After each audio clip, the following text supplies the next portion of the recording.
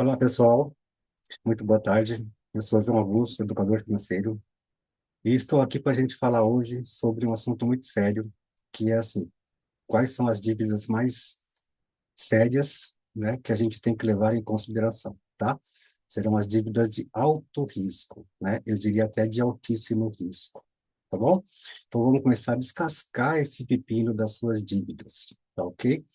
Começando então pelas dívidas de alto risco. Vamos lá. Então, você tem várias dívidas a tratar, tá certo? Porque você, como endividado, quando começa uma espiral de dívidas, o incômodo que tem uma dívida, a pessoa tenta substituir fazendo outra dívida, tá? Infelizmente, essa é uma dinâmica comum, tá certo? Que é levado mais pelo sentimento que a dívida inicial trouxe, né? Mas isso a gente vai ver em outro momento, os sentimentos que afloram aí com as dívidas, tá bom? Então vamos lá. Qual que é a dívida de maior risco dentre as existentes? Você tem uma ideia qual seja? Veja só, uma dívida que é assim crucial, ela é marcante na vida da pessoa, né? É a dívida com o agiota, tá? E por mais que a gente fale que hoje tem muitos mecanismos de crédito, tá? Ah, não, você tem o banco, você tem as financeiras, você tem os bancos digitais, né? Muita gente ainda está enfrentando a questão do agiota, né? E por que que isso acontece, tá? Geralmente, quando a pessoa chega até o agiota, né, é porque ela já passou por todas as fases, tá? Primeiro começou uma dívida pequena no cheque especial, depois, com o aumento do cheque especial, os juros aumentando a dívida, a pessoa passa para o crédito pessoal, que o banco oferece para ela, ela pega o cheque, crédito pessoal também, porém tem muitas coisas acontecendo, muito o orçamento está estourado, ela não consegue pagar esse crédito pessoal, então já são duas dívidas correndo, né? E aí vai para a terceira fase, que é assim, então eu vou começar a sacar dinheiro do cartão para pagar as dívidas, enfim, vai se avolumando, tá certo? Chega um momento que fica insuportável, a pressão é muito grande, e aí a pessoa vai conversar com alguém, fala, olha, conversar com o vizinho, você conhece algum agiota, alguma coisa assim? E supondo, no melhor dos casos, né? E aí acaba caindo lá, na mão do agiota, né? E o que que o agiota faz? Quem é essa figura do agiota? É um aproveitador básico, assim, sabe? Clássico, né? Vamos dizer assim. É uma pessoa que tem uma capacidade financeira, tá?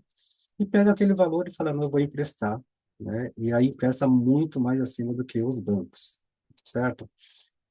Se fosse assim, comum, a forma pacífica, vamos dizer assim, seria legal, né? Mas a gente sabe que não é assim, né? O agiota, ele tem, nem sempre é uma pessoa de muito bom caráter, vamos dizer assim, tá? E ele vai aí exercer em cima de você uma pressão muito grande caso não faça os pagamentos, né? E isso pode chegar até a ameaçar a sua segurança e a da sua família, tá certo? Então, a primeira dívida a se pagar, a dívida de mais alto risco, é a dívida com o agiota. Para isso, vale tudo, tá? Vale tudo, tanto da parte dele, né, e quanto da sua parte também em fazer o pagamento. Então, vale tudo, vale pagar carro, vale pegar dinheiro para sobra, vale, enfim, vale vender um bem que você tenha, porque essa dívida é muito perigosa, né? Muito perigosa mesmo, tá bom? Uma segunda dívida que também é perigosíssima é a questão da garantia, né? Ou seja, um empréstimo onde você colocou uma garantia. Digamos que você esteve, então, passou pelas fases do cartão de crédito e do cheque especial, né? E um outro empréstimo que o banco tenha te oferecido, você está atolado nas dívidas com o banco, nesse primeiro momento, tá? Começa, então, uma série de cobranças em cima de você, a pressão aumenta, e você vai acabar indo por dois caminhos. Ou você vai logo para a agiota, ou vai para imóveis ou alguma coisa que você tenha como garantia. Porque que acontece? Qual que é a ideia, né, que a pessoa tem nesse momento? Olha, eu vou dar um bem como como garantia, pego o dinheiro, pago essas outras dívidas, tá? E fico só com essa prestação para pagar. Ok? O raciocínio é válido. Porém, a coisa não melhorou. Por quê? O orçamento continua apertado e, nesse caso, como a pessoa chegou ao endividamento, ela não tem uma reserva para se manter, né, dentro desse momento da estratégia. E aí o que acontece? Acontece qualquer deslize, qualquer coisinha que aconteça, ela não vai pagar esse empréstimo com garantia, tá? E aí vai colocar em risco também o seu bem, seja um imóvel, seja um carro, enfim, seja o seu patrimônio, tá? Então, assim, na escala de garantia, de risco das dívidas, a gente tem, então, o agiota como primeiro e segundo lugar, as dívidas com garantia, tá? Dentro das garantias, tem uma garantia que também ela é bastante complicada de se lidar, que é aquela que você tem um fiador, né? Você tem um fiador ou um avalista que o banco pediu. O banco falou, olha, eu vou emprestar para você, só que eu quero alguém, alguma coisa, alguém que assuma isso para você, tá? Então, aí tem o avalista e o fiador. Qual a diferença entre eles, tá? O avalista é aquela pessoa que assina junto com você, dá o seu aval, né? Assina embaixo da sua capacidade de pagamento ali, vamos dizer, está meio que prometendo que o banco vai receber, né?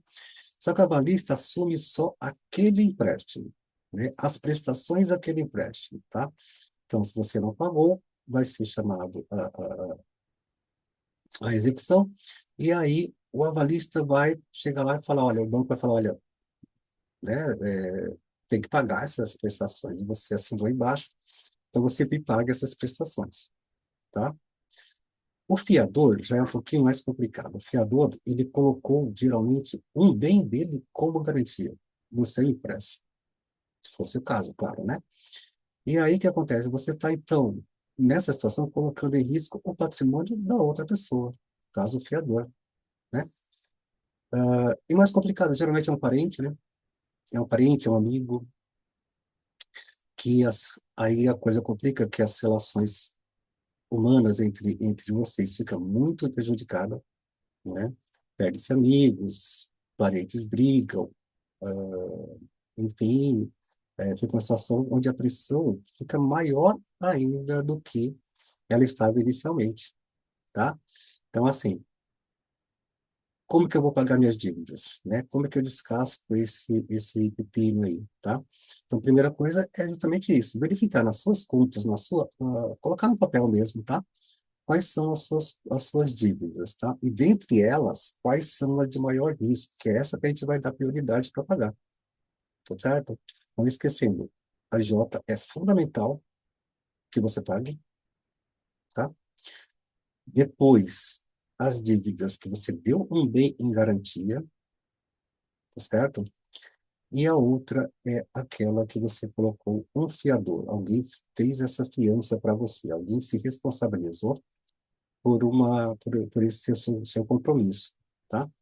Tanto dando só o seu aval, ou seja, quando você dá o aval, você fala assim, olha, é um empréstimo de 10 mil, ele vai pagar em prestações. Se ele não pagar, eu pago as prestações. É isso que o avalista está falando, tá?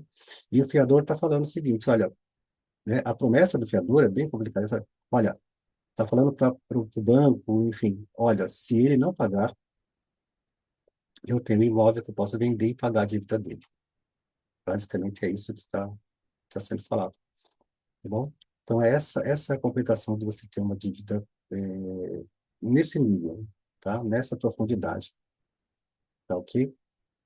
Mas, João, e aí e as outras dívidas, o que que eu faço com elas, né? Como é que eu vou tratá-las, tá?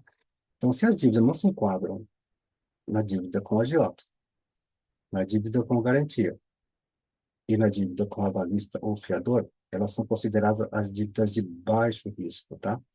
E isso a gente vai ver em outro capítulo, como que a gente vai tratar. Mas fica tranquilo, assim, as dívidas de baixo risco que você tem, é o cartão, né? É o empréstimo pessoal sem garantia, que é o CDC, né? São dívidas que, assim, elas você tem que pagá-las, tá certo? Mas a estratégia é outra, né? A estratégia é outra. A urgência, digamos assim, ela é outra urgência, né?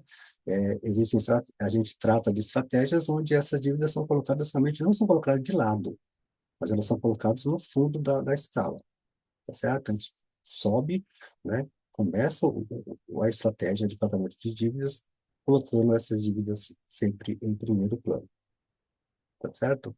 Então é isso que eu queria falar para vocês, tá? É uma, é uma situação complicada, né?